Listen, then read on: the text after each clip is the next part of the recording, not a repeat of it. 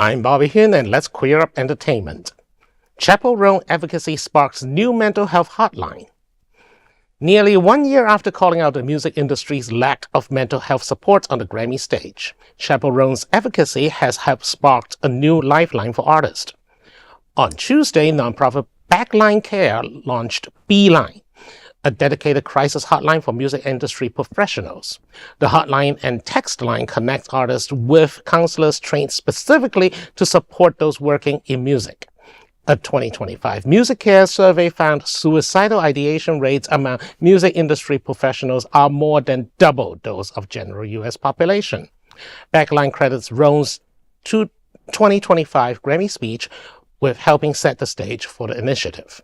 After winning Best New Artist, Roan donated $25,000 to Backline's We Got You program, with Charlie XCX and Noah Kahan matching her gift. Sponsors now include Spotify and Live Nation. At the Grammys, Roan demanded industry accountability, saying, quote, "Sole record labels need to treat their artists as valuable employees with a livable wage and health insurance and protection," end quote.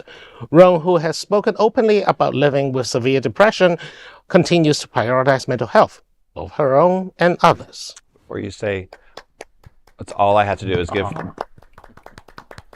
somebody finally putting their money where their mouth is. Yes, and well, as someone who also struggles with mental health, so I really appreciate Ms. Roan's initiative to dedicate some of the money and the resources to establish something for her own industry. Yeah, absolutely. I mean, there are just so many, especially in the place arts industry, especially hard because you don't get, you know, there's a union, but not all of us are in, all of many of them don't have health insurance. Exactly. Bravo, Chappell Roan. And maybe I was thinking, you know, maybe Taylor Swift could maybe kick in some cash too. I'm sure there's going to be a lot more fundraising going on. You know, again, this shows that we're in a time that we can't rely on the government to take care of its people. So it's grassroots efforts like this and many others in our community as well that, you know, take care of our people. You know, the music industry is a tough industry, and it can be. And one thing I do want to say, I'm glad that she's working with a nonprofit that's focused on this. Yes. She's not trying to create her own nonprofit. She's not trying to like fund some random nonprofit. I won't name names, random LGBTQ rights organizations. But she's going with an actual one. Now, I will give her a little bit of a hard time on one thing though. She has a net worth of $10 million. She put in $25,000. The other two, so $75,000 maybe. That's very cute for a nonprofit. That's not a sustainable program though. Well, if she wants to donate in a way that actually helps the nonprofit, commit to a certain amount of money for at least 3 to 5 years and get your friends to go. You need like $200,000 a year altogether to make it actually be something that can work. Actually, a very good way to do that is they're musicians, write a song. I mean, just like they already have money, Bobby. They don't overthink it. When Live Aid happened, you could do a concert, a benefit concert. Like they're all worth. This is walking around money. There's a million things they can do. The fact that somebody said something on live TV and something is finally going and she's standing behind it, because there's a million people out there that have a platform that say one thing but don't put their money where their mouth is. So, you know, she's actually doing it, which then, you know, and you saw the artists that did put money in are younger artists. And so it shows some positivity in the younger community, which is great.